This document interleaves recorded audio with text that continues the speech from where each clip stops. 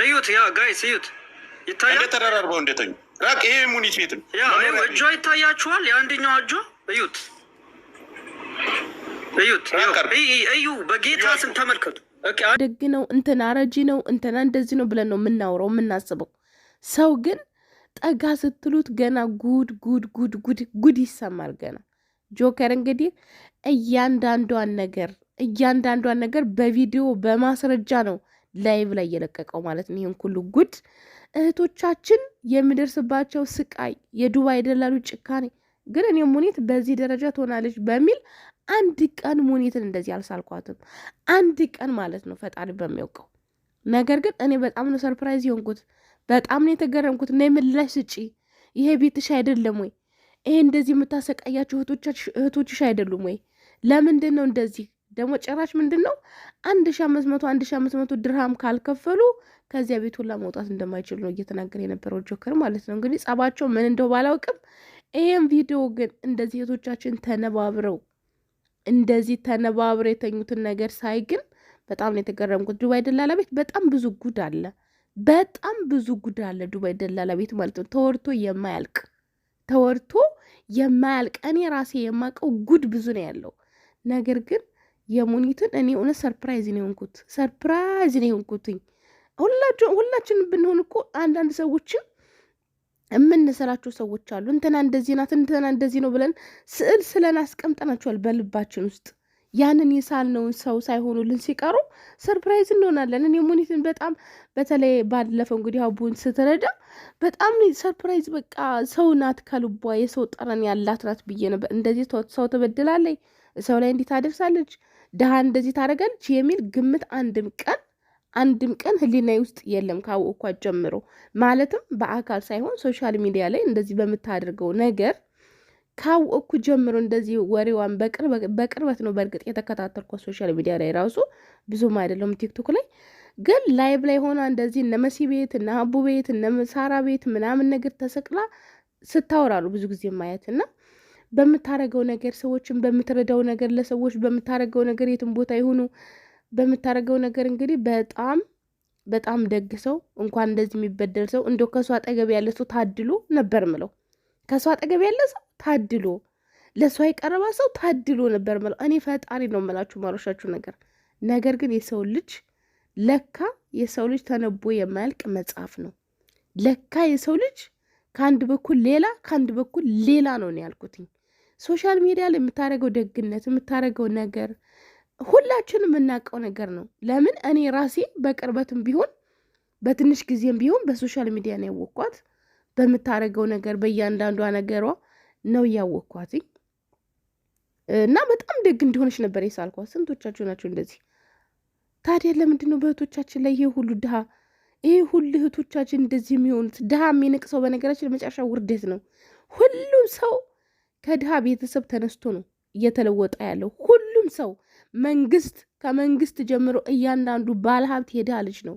እያንዳንዱ ሰው ማለት ነው። እያንዳንዱ ሰው ሁሉንም እንትና አንልም። ከገጠር ተነስተው ነው አብዛኞቹ ሰዎች ቱጃርና ባለሀብት የሆኑት። ማንም ሰው ድሃን የሚያሰቃይ ሰው እቃወማለሁ በግሌ። ድሃን የሚያሰቃይ ዘመድ ወገን የለውም፣ ስደተኛ ነው፣ ማንም የለውም ብሎ በአንድ እንትን ላይ ተነባብራችሁ ተኙ፣ ልብስ ጠቡ፣ ሽንት ቤት ጠቡ እያሉ ማሰቃየት እኔ በግሌ በጣም ነው የምቃወመው። ድሃን የናቀ ሰው ፈጣሪን እንደናቀ ነው። ፈጣሪን ነው የሚንቀው። ምክንያቱም ሁላችንም ስንሰደድ ሰው ሀገር ስንሄድ ፈጣሪን ተስፋ አድርገን የተሰደድ ነው። ፈጣሪ አለልን፣ ፈጣሪን ተማምነን የተሰደድ ነው። ይሄንን ህዝብ መበደል፣ እንደዚህ ድሃን መበደል ይዘገያል እንጂ ሁሉም ሰው የእጁን ያገኛል ብዬ ነው ማስበው።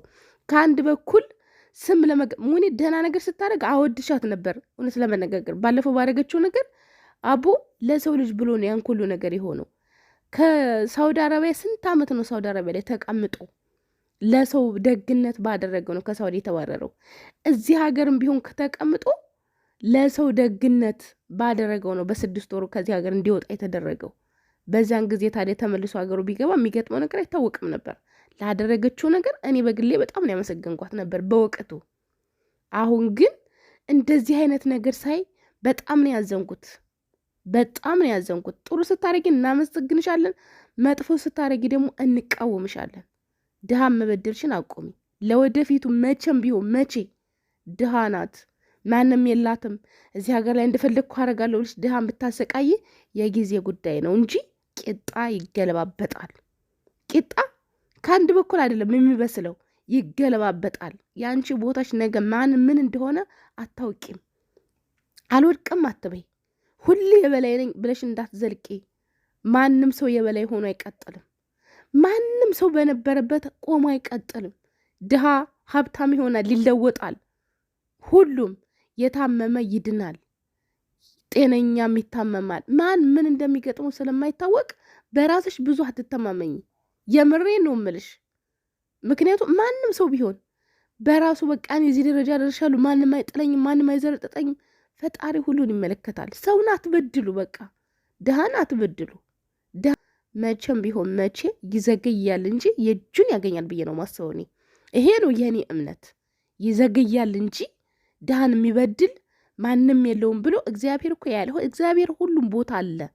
ሁሉ እኛ በጨለማ ተደብቀን የምናደርገውን ሳይቀር ፈጣሪ ያያል። ፈጣሪ እንደ ሰው ስላልሆነ ታጋይ ስለሆነ ዝም ይለናል እንጂ ያያል።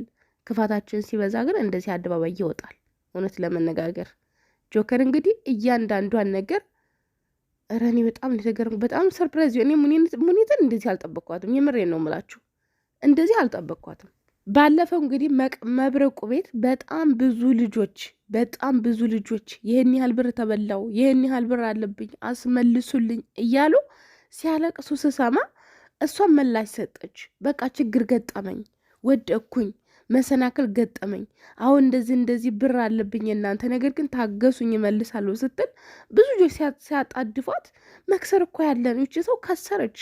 በቃ ሰራች አይደል? ለመስራት ሙከራ አደረገች፣ ከሰረች። መክሰር ያለ ነው። ለምንድነው ትዕግስት የማያደርጉት? ለምንድነው የማይጠብቋት? ሁላ ብዬ ነበር። ስንት ነገር ነበር። ከሙኒት ጎን ነበርኩ በዚያ ጊዜ፣ ፈጣሪ በሚያውቀው። ለምን ሁሉም ቢሆን ስራ ይጀምራል፣ ሁሉም ሳይሳካለትም። የቱ ስራ እንደሚሳካ የቱ ስራ እንደሚበላሽ አይታወቅም። ቢዝነስ በጣም ከባድ ነው። ስራ በጣም ከባድ ነው። እና እንደዚያ በሆነችው ነገር ሰዎች እንደዚያ ሲያጣድፏት በየጊዜው ሰው እንደዚህ በቃ ሲያለቅሱ ሲመጡ እነሱም መብታቸው ነው ገንዘባቸው መጠየቅ። ነገር ግን እቺ ሰው ከሌላ ታዲያ ምን ትሆን? ችግሩ ስራው ከተበላሸባት ታዲያ ምን ትሆን? ስራ ተበላሸብኝ እያለች ነው ያለችው። ሰው ለምንድን ነው የማይታገሳት? ብዙ ነገር አድርጋለች። ለምንድን ነው ሰው የማይታገሳት እያልኩ ነበረ። ግን ይሄ ነገር ሲወጣ ደግሞ በጣም ነው የተገረምኩት። ከአንድ በኩል ሰው ደግ እየሆነ ከሌላ በኩል ደግሞ ደግነት ሳይኖር ሲቀር እኔ ብዙ ነገር ነው የተሰማኝ። መቼም ሁላችሁም የምታዩትን ነገር አይታችሁ ደግሞ እንደዚህ አይነት ነገር ደግሞ ሲፈጠር እኔ የተሰማኝን ነው የምነግራችሁ። እና ሁልጊዜም ቢሆን ማስመሰል ጊዜያዊ እንጂ ዘለቄታ አይደለም። ማስመሰል ለጊዜው ነው እንጂ የሆነ ነገር የሆነ ቀን እውነታችን ይወጣልና አስመስሉ ከመሸማቀቅ ምን ራሳችንን ትክክል ራሳችንን ሆነ በድህነት መኖር ይሻላል። እና ፈጣሪ ከእንደዚህ አይነት ማስመሰል ይሰውረን። እሱ ሲሰውር እኮ ነው። አንድ ጊዜ እንዲህ አይነት ውስጥ ከገባን መውጣቱም ከባድ ነው። ጆከርስ ብትሆን እህትህ አይደለች እንዴ? ውስጥ ለውስጥ አትነግራትም? ልክ ልኩን ይህን ሁሉ ነገር እያየህ ጸጥ ብለህ ኖረህ ከአንተ ግራ ስትጣላ ግን እንደዚህ አድርገህ አደባባይ ላይ አውጥተህ ሰጣት። እህትህን አትቀጥቅጣት፣ ምከራት፣ ያለውን ነገር አሳየት። እህቶቻችንም እንዳይበደሉ አድርግ። እናውቃለን በጣም ብዙ ስራን እንደምትሰራ አንተ ጀግናችን መከታችን ነህ። ይህ ሁሉ ሲሆን ግን በእህቶችህ እያየህ እሷም እህትህ ናት፣ መክረህ ነገሮችን ማስተካከል ነበረብህ። ክፉ ቀን እስከሚመጣ መጠበቅ አለብህ ብዬ አላስብም። ለማንኛውም ፍቅሩን አንድነቱን ያወርድላችሁ። በእህትና ወንድም መካከል እንደዚህ አይነት ንቅሻ በጣም ያስጠላልና ሰላሙ እንዲያወርድላችሁ እመኛለሁ። የዱባይ ደላሎች ግን ታው በሰው ላይ ግፍ አትስሩ። በሰው ላይ ግፍ የሰራ ማንኛውም ሰው መጨረሻ ያገኘዋል። ህይወት አስተማሪ ናት። ወደኋላ ዞር ብላችሁ ራሳችሁን ከብዙ ነገር ሲለዋወጥ አላያችሁም? በእናንተ ላይ ነገም እንደሚሆን አታውቁም። ስደተኛን ወገን ዘመድ የሌለውን ሰው አትበድሉ። በቃ አትበድሉ። እነሱ ተበድሎ የሚመጣ ነገር ጥንቅር ብሎ ይቀር። ይህ ተግባር ለእናንተም ሆነ ለነገ ልጆቻችሁ በጣም ዋጋ ያስከፍላችኋል።